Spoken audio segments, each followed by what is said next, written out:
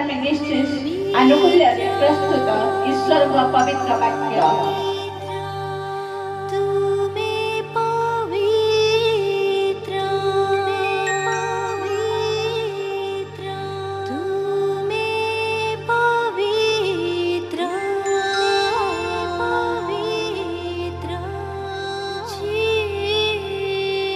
Praise the Lord. Hallelujah. परमेश्वर अब समस्त आशीर्वाद करो। ख्रीष्ट रे मोर प्रिय भाई ओ भौणी माने म आपको प्रभु यीशु ख्रीष्टଙ୍କ से अमीय प्रेम रे प्रेम नमस्कार जनाउछु। म आज आपको जो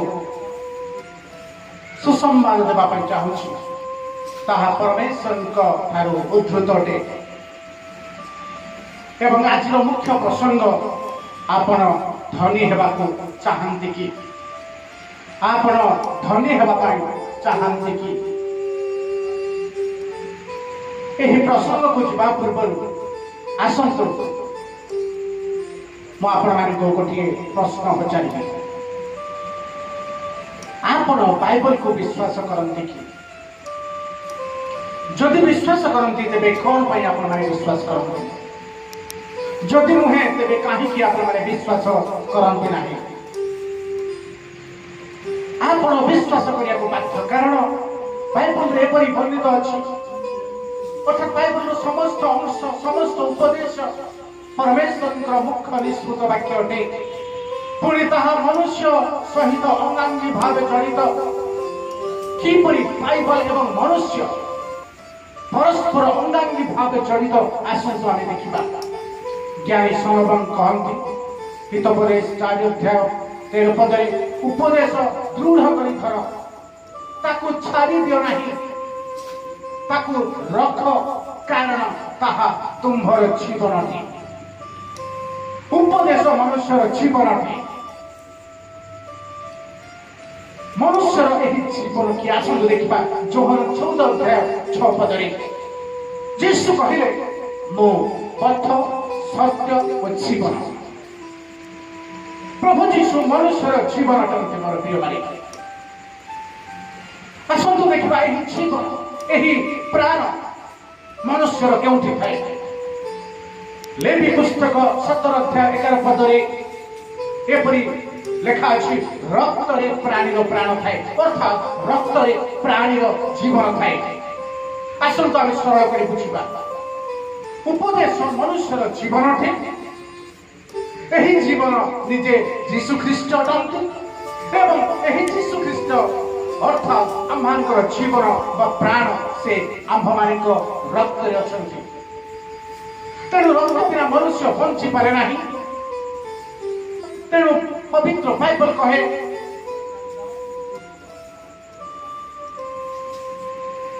प्रभु जीशु आम जीवन मध्य अच्छा आम रक्त मध्य से प्रवाहित होती तेणु आप विश्वास करने को बाध्य अटंती तेणु रक्त बिना मनुष्य केवे बंची पारे ना तेणु उपदेश मनुष्यर जीवन अटे तेणु ये समस्त उपदेश आम बाइबल में वर्णित अच्छी यह परमेश्वर मुख्य निष्कृत वाक्य अटे जदि आप बाइबल समस्त उपदेश समस्त वर्णित अंश 100% जदि आप विश्वास करते तेरे ध्यान दे शुणु जदि आप विश्वास करते ना तेरे यही सुसमाचार ओहरी जापारती कारण परमेश्वर मुख्य निष्कृत वाक्य केवे निष्फल हुए ना क्यों परिवर्तन हुए ना कारण आंभ मान परमेश्वर अपरिवर्तनीय परमेश्वर अटंती परमेश्वर आमको बुझाने साहाय्य करंतु एफिस 1 अध्याय 3 पदरे एपर लिखा अछि आंभ मान प्रभु यीशु ख्रीष्टଙ୍କ ईश्वर पिता धन्य हुंतु से ख्रीष्टଙ୍କ ठारे आमको आत्मिक आशीर्वाद द्वारा आशीर्वाद करि अछंती मोर प्रिय माने से आशीर्वाद करी आसीछंती आशीर्वाद करी अछंती प्रभु यीशु ख्रीष्टଙ୍କ मध्य दे आमको जीवन को तेणु आम्भे माने आशीर्वाद प्राप्त व्यक्ति अटु एवं आज मुख्य प्रसंग आपण पाइपर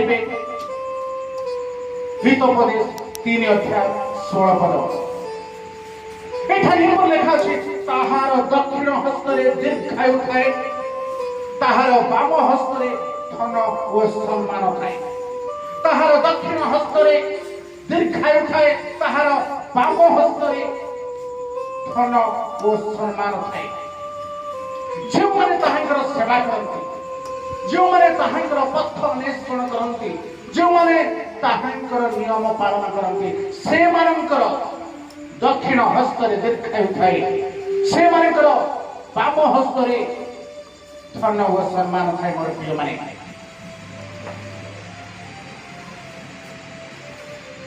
ताहार माने कहा परमेश्वर इठरे कहार विषय कहवा पाई चाहती कहार दीर्घायु धन सम्मान थाए मोर प्रिय माने जे परमेश्वर सेवा करे जे परमेश्वर पथ अन्वेषण करे जे परमेश्वर आज्ञा सकल पालन करे तेणु परमेश्वर आज आम कहते तुम्हें जदि मोहर पथ अन्वेषण करुछ तुम्हें जदि मोहर समस्त विषय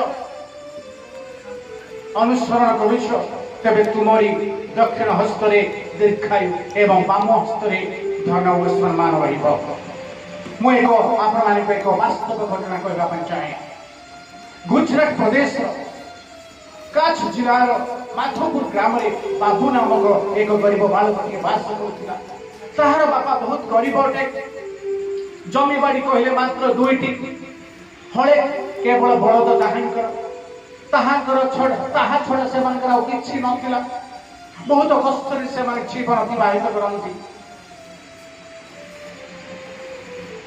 एहीपरि जीवन बीती जाए मोर प्रिय माने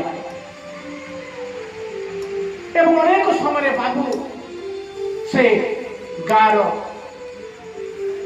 बलद चढ़ाए गाय चढ़ाए एवं जहाँ से पाए से आपणार गुजराण से माने बाप एवं पुओ मिसी मेंटेन दिने परी गाय चराउ चारो बाबू शुणा पारा पाख गाँव में एक मीटिंग तार सांग माने समस्ते जाऊँ तार अनेक ख्रीष्टीय सांग माने थांती से जाऊँच से मीटिंग रे अटेंड करबा किंतु सही बाबू आज जाई पारु नाही से प्रभु को जाने ना से ख्रीष्टीय परिवार व्यक्ति नुहे तेणु से गाय चरेबा जाऊँच एवं गाय चरौ चरौ से साउंड से शुणा पाऊँ प्रचारक महाशय से प्रचार करी चली से प्रचार शब्द से शुणी पारुछि से आउ गाय चरेबारे तार मन रहिला नाही तेणु से गाय चरेबा बंद करी जोठारे मीटिंग होउथला से स्थान को से जाउछि एवं पछरे ठिया होई से सुनुछि प्रचारक महाशय कौन प्रचार करुछंती ताको समस्त विषय नुआ लागुछि कारण से एपरि सुसंवाद केबे सुने नाही से पछरे ठिया है से पछरे ठिया है से सुनुछि एवं सही दिन से मुख्य वक्ता यही विषय कहउथांती मलाखी 3 अध्याय 10 और 12 पद आसंतु आम्भे माने पढिबा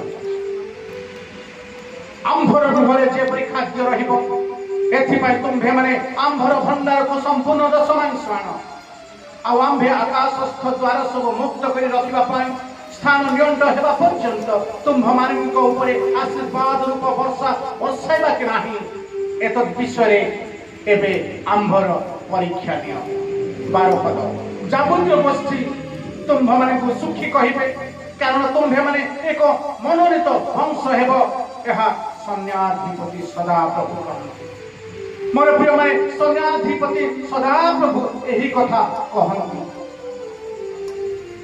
से किछि बुझी पारला नाही एही 2टी अंशरू से केतोटी पद केवल बुझी पारला से बुझी पारला दशमांश आण किंतु से बुझी पारला नहीं जानी पारला नहीं दशमांशर अर्थ कौन से बुझी पारला परमेश्वर गृह को परमेश्वर भंडार को द्रव्य नहीं आस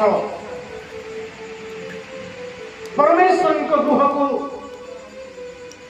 द्रव्य नहीं आस आंभर गृह को आंभर भंडार को तुम्हें द्रव्य नहीं आस। यही कथा केवल से शुणी पारि एवं से कौन कर मीटिंग सरला से पुनर्बार गाई चरेवा गला। गाई चरौ चरौ ताहार मन रे केवल से गोटे पद ताहां मन भितर उंकी मारू थाए जे कौन से प्रभु भंडार को नेब, प्रभु गृह को से कौन नेब एवं परीक्षा करिब। एहिपरि चिंता करू करू संध्या नहीं आसिला। से घर को गला। रात्रि मध्य ताको निद हैला नहीं एवं सकाळे पुनर्बार से गाई चरेबा गला। गाई चरेबारे तार मन रहे नहीं कारण से प्रभुंकर वाक्य शुणी प्रभु भंडार को खाद्य आन। तेणु ताहार हृदय ताहार मन किछि कहवा पूर्व से सीधा ताहार जो हले बलद थिला सेथिरु गोटिए बलद नहीं बाजार को गला एवं ताको बिक्री कला। बिक्री कला परे जो टंका तक से पाइला ताहाकु नहीं आसी से मीटिंग को से गला एवं से मुख्य वक्ता को दे कहला आज्ञा प्रभु भंडार निमंते मु आज यही टंका आनी मु बाजार खाद्य आनिबी बोली भाबुथिली किंतु परमेश्वर क्यों खाद्य पसंद मु जानि नाही। आपण ही ताहा जानती तेणु दयाकरी यही टंका तक आपण रखंतु एवं परमेश्वर भंडार को खाद्य आपण किणी आनंतु। यही कथा मध्य से वक्ता जनक किछि बुझी पाले नाही। से किंतु बुझी पाले यही पिलाटी किछि दशमांश नहीं प्रभु गृह को आसी। तेणु से वक्ता महाशय ताहांक मस्तकरे हस्त धोई प्रार्थना कले एवं विदाय देले। एहिपरि सेही दिनर जीवन ताहांक मध्यरे बीतिला एवं से घर को गला। घर को जाई ताहार बापा संध्या समय जेतेबेले आउ गोटे बलद पाइले नाही सेतेबेले बाबा ताहांकु पचारले आउ गोटे बलद कुआने गला। से समय से पिलाटी मध्य सत्य कथा बापा को कहला बापा मु बिकी देछि पैसा तू कौन कर ना मु पैसा जो पाइली मु टंका तो जहा पाइली। एही परि जणे वक्ता महाशय परि प्रचार करुथिले प्रभु को भंडार को तुमे खाद्य नहीं आस। यह सुनी मो हृदय कौन हैला के जानि मु जानि नाही एवं मु सीधा सड़क से टंका तक नहीं से वक्ता महाशय को देली। बापा से दिन तांको बहे पिठी बहुत गाली कले कारण से माने दुखी मनुष्य से मानकर छोइल पई किछि नाही अभाव चारियाडे से मानकर घेरी रहिछि। आज चाउल नाही काली डाली नाही परदिन लुण नाही ए परि से मानकर जीवन अवस्था से माने बंचिबे केमिति खाइबे कोन। एही परि हेउ हेउ वर्षा दिन आसी पहुंचिला। गाँव लोक माने चाष करबा को आरंभ कले किंतु बाबूर बापा करिबे कोन तांकर जे कोनोसी आउ गोटे बलद नाही से किपरि से ताहांकर दुईटी जमी को से चाष करिबो। एही परि चिंता करू करू से किछि बुझी पाला नाही कोन करिबो किंतु ताहाकु जे कोनोसी प्रकार रे मध्य तांकु चाष करिबा को हेबो दुईटी जमी जदि से चाष न करिबो तबे से माने खाइबे कोन। तेणु बापा मोर प्रिय माने ध्यान दे सुनतो ईश्वर वाक्य। मोर प्रिय माने से दिन बापा से जुआई गोटे ताहांकर थिबा गोटे बलद को बांधिले एवं जुआई अन्य पटरे ताहांकर पुओ को से बांधिले एवं चाष करबा को लागिले। एपरे वर्षा हेउछि गोटे पटरे पुओ एवं आउ अन्य पटरे बलद। एपरि बापा चाष करुछन्ते बापा को बहुत दुख हेउछि कष्ट हेउछि। आज बलद परि तांकर पुओ को से आज हल बसवा पाई से बाध्य करुछन्ति। पुओ मध्य कांदुछि भारी कष्ट हेउछि तथापि से भिड़े नेउछि बलद परि ताहांक बेकरे যন্ত্রণা হেউছি କାନ୍ଧରେ ଯନ୍ତ୍ରଣା ହେଉଛି, ଯନ୍ତ୍ରଣା ହେବା ସତ୍ତ୍ୱେ ସେ ତାହାକୁ ଭିଡୁଛି ଠିକ୍ ବଳଦ ପରି। ଏହି ସମୟରେ ମୋର ପ୍ରିୟମାନେ ଜଣେ ବ୍ୟକ୍ତି ସେଇ ରାସ୍ତା ମଧ୍ୟ ଦେଇ ଯାଉଥିଲେ। ଯାଉ ଯାଉ ସେ ଦେଖିଲେ ଏପରି ଏକ ଅଭାବନୀୟ ଘଟଣା ଯାହା ସେ କେବେ ତାଙ୍କ ଜୀବନରେ ଦେଖିନଥିଲେ। ତେଣୁ ସେ ସେଇ ହଳ ସ୍ଥାନକୁ ସେ ଗଲେ ଏବଂ ପଚାରିଲେ, ଏପରି କାହିଁକି ତୁମେ କରୁଛ?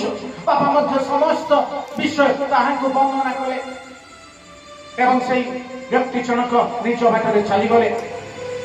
କିନ୍ତୁ ତା ପରଦିନ ଦେଖାଗଲା ଗାଁରେ ଅନେକ ଲୋକମାନେ ଅନେକ ବଳଦ ଗାଈ ଧରି ଆସୁଛନ୍ତି। ଗାଈ ଗୋଠ ଗାଁ ମଧ୍ୟ ଦେଇ ଆସୁଛି। ଆସୁ ଆସୁ ସେମାନେ ସେ ଗାଁ ମଧ୍ୟ ଦେଇ ଯାଉଛନ୍ତି। ଯାଉ ଯାଉ ସେମାନେ ଠିକ୍ ସେଇ ବାବୁ ଘର ଆଡ୍ରେସରେ ଯାଇ ପହଞ୍ଚୁଛନ୍ତି। ଲୋକମାନେ ଆବାକ, କିଛି ବୁଝିପାରୁନାହାନ୍ତି ଘଟଣା କ'ଣ। ସମସ୍ତେ ଭାବୁଛନ୍ତି ଏହିମାନେ ବୋଧେ ବ୍ୟବସାୟ କରିବା ପାଇଁ ଗାଈମାନଙ୍କୁ ନେଉଛନ୍ତି। କିନ୍ତୁ ସେଇ ଗାଈ କୋଠୁ ଆସି ଆଜି ପହଞ୍ଚୁଛି ସେହି ବାବୁ ଘର ଆଡ୍ରେସରେ ଏବଂ ବାବୁର ବାପାକୁ ସେମାନେ ସେଇ ସମସ୍ତ ବଳଦ ଏବଂ ଗାଈ ଦେଉଛନ୍ତି।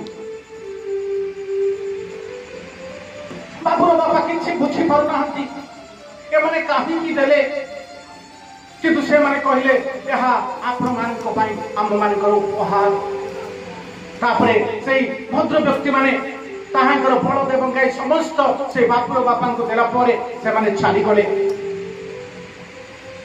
ସେହି ସମୟରେ ବାବୁ ବୁଝିପାରିଲା ଯେ ଦଶମାଂଶ ଦେବାର ମୂଲ୍ୟ କ'ଣ, ଦଶମାଂଶ ଦେବାର ମହତ୍ଵ କ'ଣ।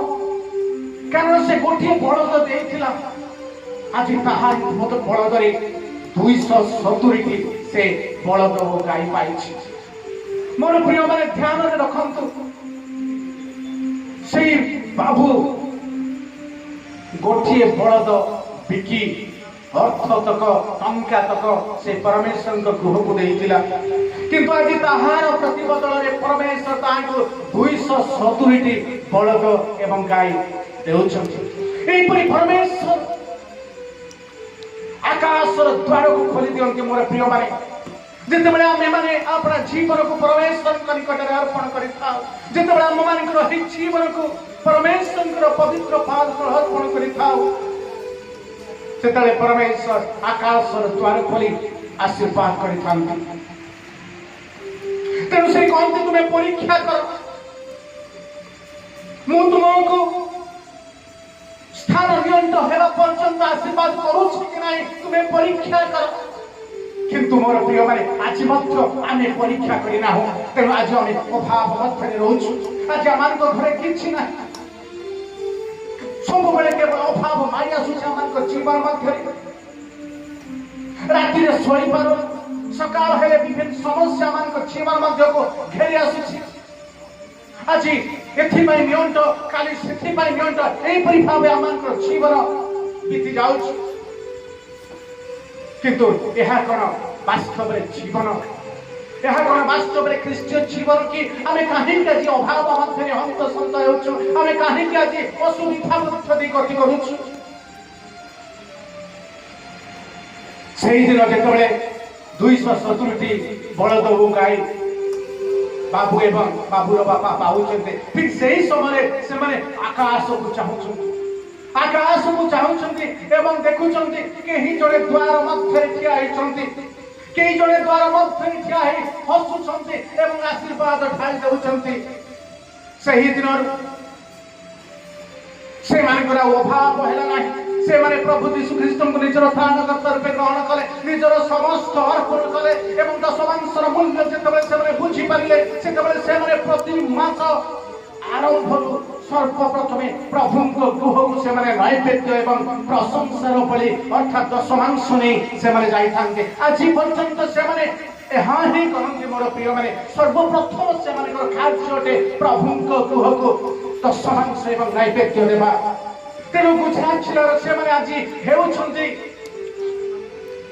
एक संभ्रांतशील व्यक्ति जहाँकर केवल दुईटी जमी थिला दुईटी बलद थिला से माने आज संभ्रांत व्यक्ति अटंती मोर प्रिय माने तेणु जेतेबेले आम्भे माने मध्य प्रशंसार बळी हृदयर बळी जीवंत बळी आमानिकर शारीरिक बळी परमेश्वर निकट अर्पण करता परमेश्वर मध्य स्वर्ग सिंहासन परित्याग करी स्वर्गर द्वार खोली आमମାନଙ୍କୁ अजस्र प्रेमरे अजस्र आशीर्वादरे अजस्र अर्थरे अजस्र धन सम्मानरे दीर्घायुरे आमମାନଙ୍କ जीवनକୁ से भरि ଦେଇଥାନ୍ତି।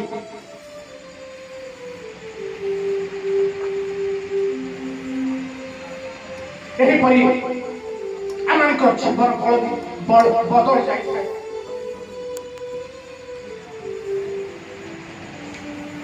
अनेक समय आम हेला करुचु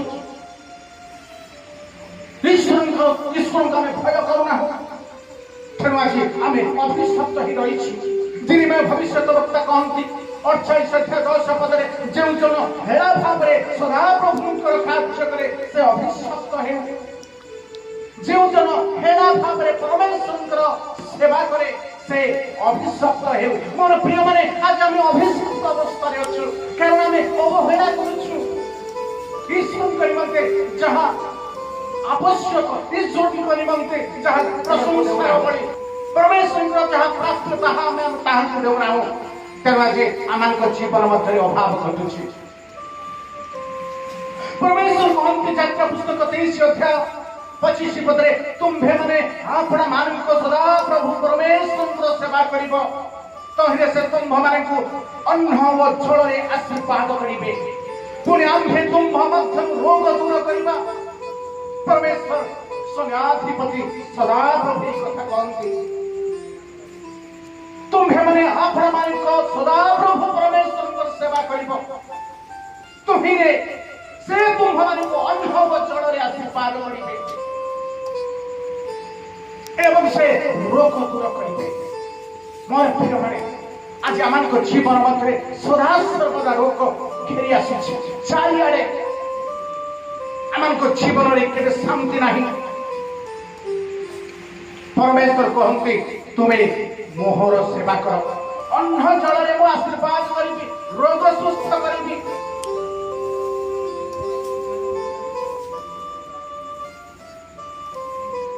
किंतु आज आम अवहेला करी आज आम ईश्वर आज्ञा को उल्लंघन करी आज आम अभिशप्त। मोर प्रिय माने आम्भे माने परमेश्वर गृह को दशमांश कि नैवेद्य अर्थात खाद्य देउना हूँ तेणु आम्भ मान गृह आज अभाव रही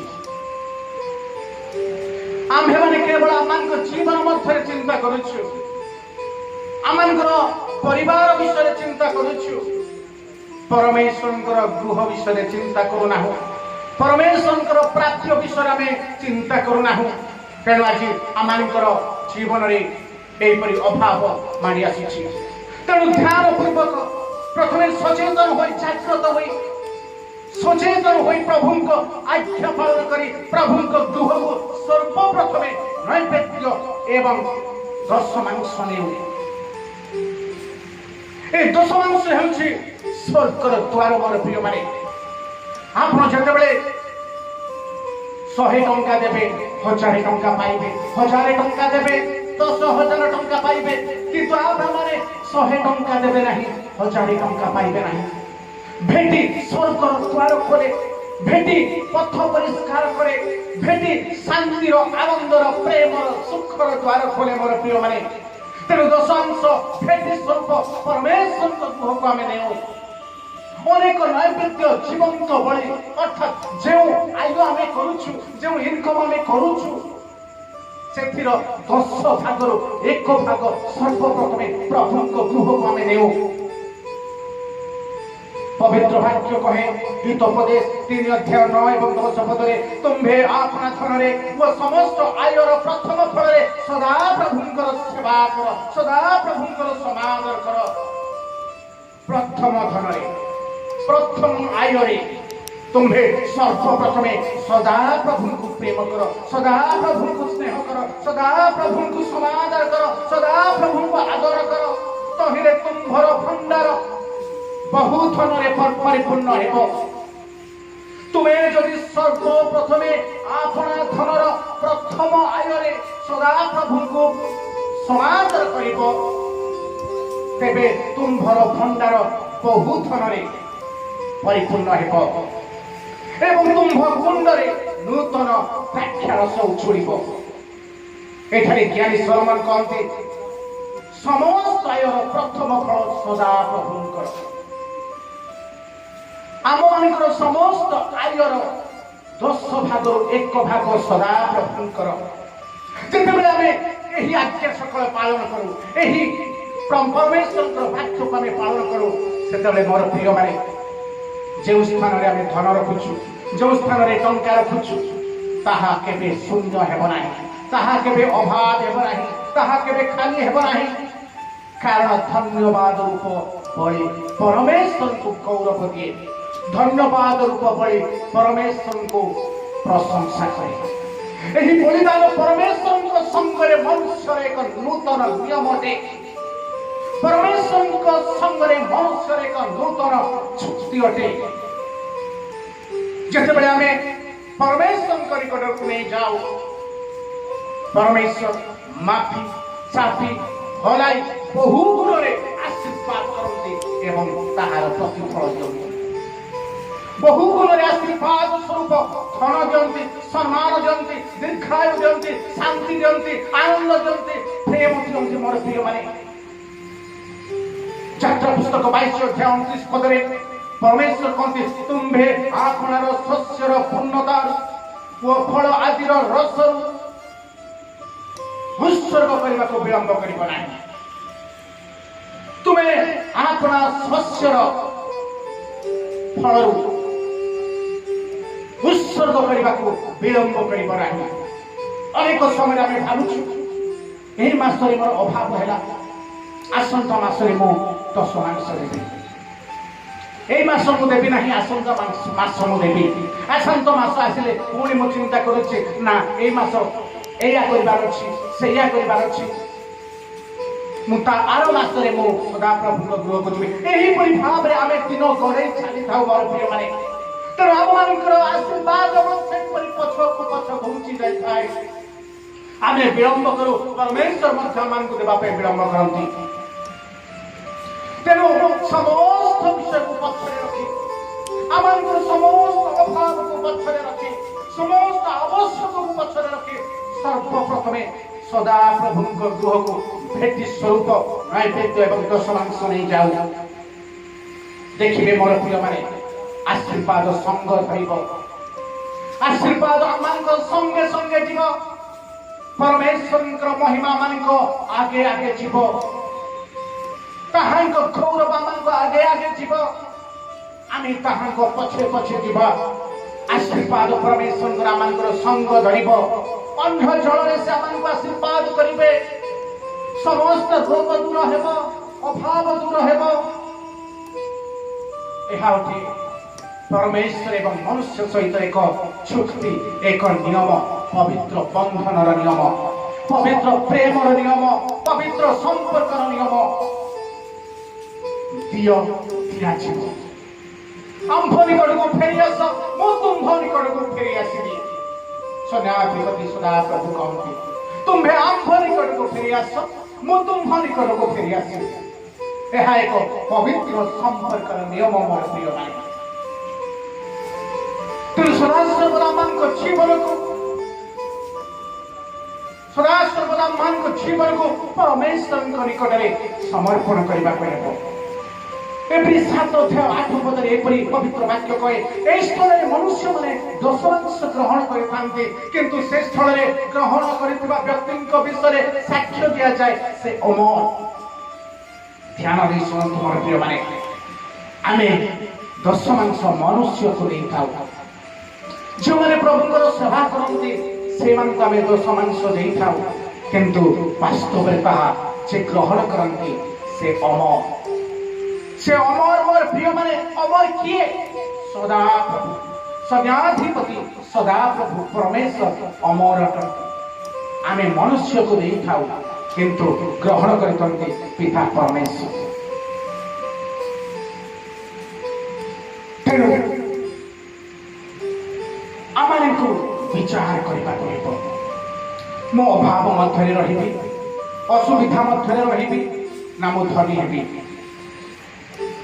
जदि आपण माने धनी होगा चाहते परमेश्वर भंडार को निजर भंडार सदृश सम्मान प्रेम भय आनंद दशमांश नहीं आसतु एवं आशीर्वाद प्राप्त हूँ।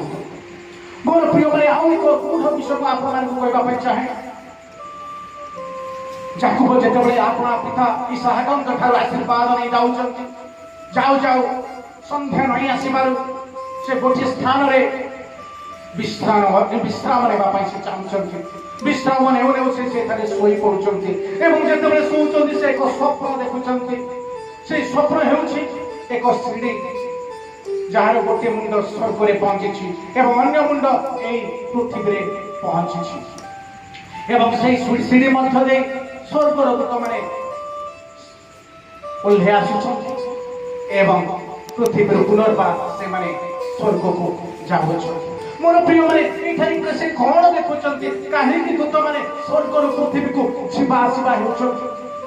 मोर प्रिय मैंने से स्वर्गर दूत मैंने पृथ्वी दशमांश नहीं परमेश्वर निकट को जाऊँच एवं परमेश्वर आशीर्वाद नहीं पृथ्वी पृष्ठ को आसुँच एवं जो मैंने दशमांश देते से आशीर्वाद कर परमेश्वर आशीर्वाद से निकट में से पहुँचाऊँ। तेणु आसतु आम ध्यान देवा भय प्रेम परमेश्वर गृह को आम आसवा अपना जीवन को आम नैवेद्य स्वरूप नहीं आसुचु सत किंतु जहाँ ईश्वर आम निमंते प्रतिज्ञा कर तुम और दक्षिण हस्तर दीर्घायु देवी बाम हस्तर धन और सम्मान देवी जदि तुम्हें मोहर सेवा कर जदि अवहेलार सेवा कर तुम्हें शापग्रस्त हो जदि तुम्हें प्रेम भय आज्ञा सकल पालन कर मोर सेवा कर तेज तुम्हें आशीर्वाद प्राप्त हो।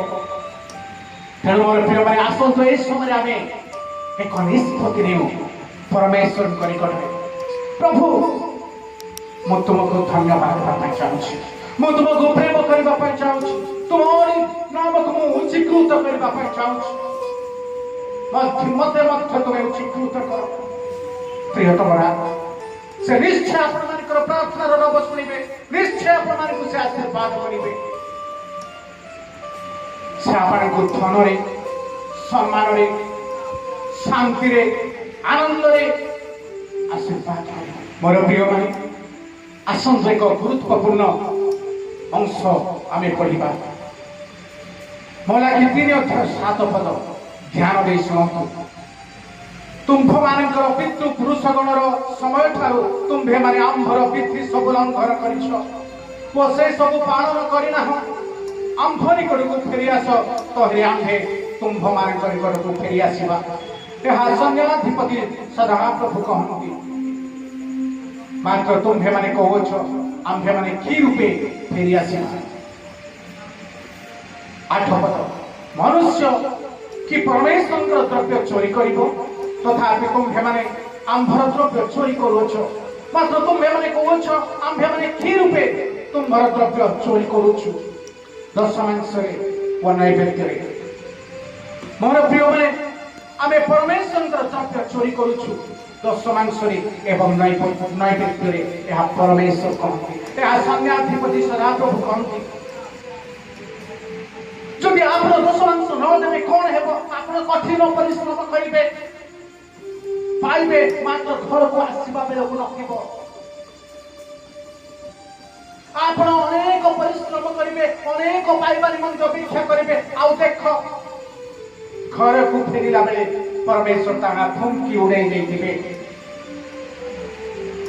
कारण परमेश्वर वाक्य एपरि कहे हागल 1 अध्याय 9 पदरे तुम्हें माने बहुत निमंत अपेक्षा कर आउ देख ताहा अल्प हैला पुनी ताहा गृह को आनिला बेले आम्भे कहीं ऊपर फुंकी उड़ाई गलु एहार कारण ही आंभर गृह उत्सन्न होई पड़ी अछि मात्र तुम्हें माने प्रत्येक जन आपना आपना गृह विषय दौड़छ परमेश्वर मान बाजी यही कथा कहबा चाहନ୍ତି मो घरे किछि नाही तुम भंडार में किसी नहीं किंतु तुम्हें पाऊ पाऊ निजर भंडार को नहीं जाओछ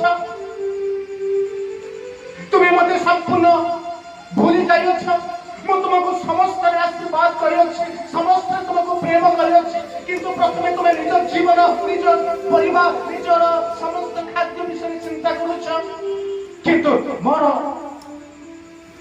भंडार विषय संपूर्ण तुम्हें भूली जाइछ तेणु तुम्हें जहाँ भी इनकम करिब हाय करिब घर को नहीं पहुंचला बेले को ताहा आंभे फुंकी उड़ाई देइथिबु परमेश्वर एक कथा कहନ୍ତି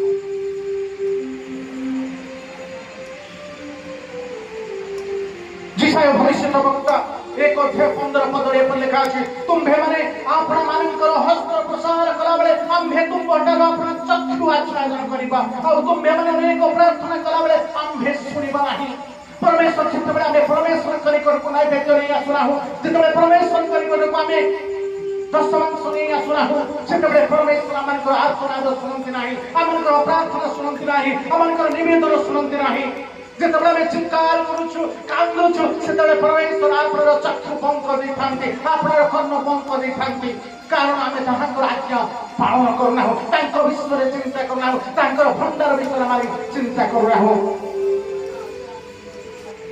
तेणु आज ये समस्त विषय आम जीवन मध्य घटुची रोग घेरी आसुची अभाव मारी आसुची एहीपरि आम जीवन आज बीती जाउछ मोर प्रिय माने तेणु निजको प्रस्तुत करू एही समय निजर जीवन को एही समय आम प्रस्तुत करू परमेश्वर निमंते अपना जीवन को जेपरि आम उत्सर्ग करबा को न भूल परमेश्वर कहते तुम्हें मते गोटे चुंबन दियो मु तुमको सहस्र चुंबन देबी परमेश्वर कहते तुम्हें मो आड़ को गोटे पाद बढ़े आस मु सहस्र पाद बढ़ाई तुमको आलिंगन करबा पय आसीबी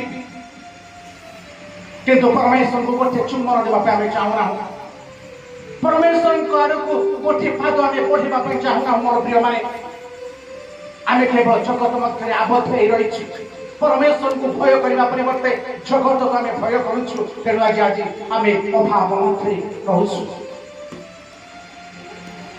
घरे प्रिय माने इस समय निजर जीवन को दर्शना करंतु परीक्षा करंतु आपण कोन चाहुछंती आपण मन को आवश्यक कोन अटे आछि ख्रिस्तीय जीवन रे शांति आवश्यक धन सम्मान नहीं जगतर मोह माया क्षणिक सुख आनंद ईश्वर को दर्शन करंतु जदि ईश्वर सेवा करिवे तीनोटी विषय अभिवृद्धि आपन जीवन में घटिब ताहेछि धन सम्मान एवं दीर्घायु जदि जगत मध्य आबद्ध रहिबे आपन मानकर केवल दुईटी विषय अभिवृद्धि घटिब ताहा धन एवं सम्मान हाँ ये जगत मध्य थिला बेले आपन धन पाई पारंती सम्मान पाई पारंती किंतु आपन जीवन में केबे दीर्घायु नथिबो आपन जीवन में केबे शांति नथिबो आपण जीवन में केबे हेले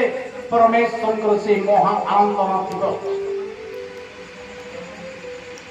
जगत मध्य रहिले दुईटी विषय के तो परमेश्वर निकट रहिले तीनोटी मुख्य विषय जीवन मध्य एवं स्वर्ग मध्य महासुख महानंद आम को अपेक्षा कर बसी स्वर्ग मध्य एक महापुण्य आम को अपेक्षा कर बसी मोर प्रिय माने तेणु यह समय निजर जीवन को दर्शना करूँ दर्शनांश परमेश्वर को निकट को आसू एवं कहू हे परमेश्वर तुम्हें जो उद्देश्य योजना नहीं पृथ्वी पृष्ठ को मत पठे जो लक्ष्य नहीं पृथ्वी पृष्ठ को मत प्रेरणा कर मो तुमर आज्ञा सकल पालन कर तुमको महिमान्वित कर पारिछि तुमर आज्ञा सकल पालन कर मो तुमरी महिमा कर पारिछि ए परमेश्वर मते आशीर्वाद परमेश्वर मध्य ऊर्ध्व आपण को कहिबे ए होछि मोहर प्रिय पुत्र एहान कोठारे मोहर परम संतोष आम्भे माने कहिबा परमेश्वर मो तुमको महिमान्वित कर पारिछि एवं से कहिबे ए आम्भर प्रिय पुत्र प्रिय संतान प्रिय संत एहान कोठारे मोर परम संतोष मोर प्रिय माने इस समय निज जीवन को दर्शन करो ଆପଣ ଜୀବନ ପ୍ରବେଶଙ୍କ ପାଦ ତଳେ ରଖ ଅର୍ପଣ କର ନୈବେଦ୍ୟରେ ପ୍ରଶଂସାର ବଳିରେ ଦଶମାଂଶରେ ପରମେଶ୍ୱରଙ୍କ ଗୃହକୁ ସାର ଏବଂ ତାହାଙ୍କର ନାମକୁ ମହିମାନ୍ୱିତ କରୁ। ପରମେଶ୍ୱର ଏହି ବାକ୍ୟରେ ଆମ ସମସ୍ତଙ୍କୁ ଆଶୀର୍ବାଦ କରନ୍ତୁ। ପ୍ରଭୁ ଯୀଶୁ ଖ୍ରୀଷ୍ଟଙ୍କର ଅନୁଗ୍ରହ ସମସ୍ତଙ୍କ ସହବର୍ତ୍ତୀ ହେଉ। ଆମେନ୍ ଆମେନ୍ ଆମେନ୍।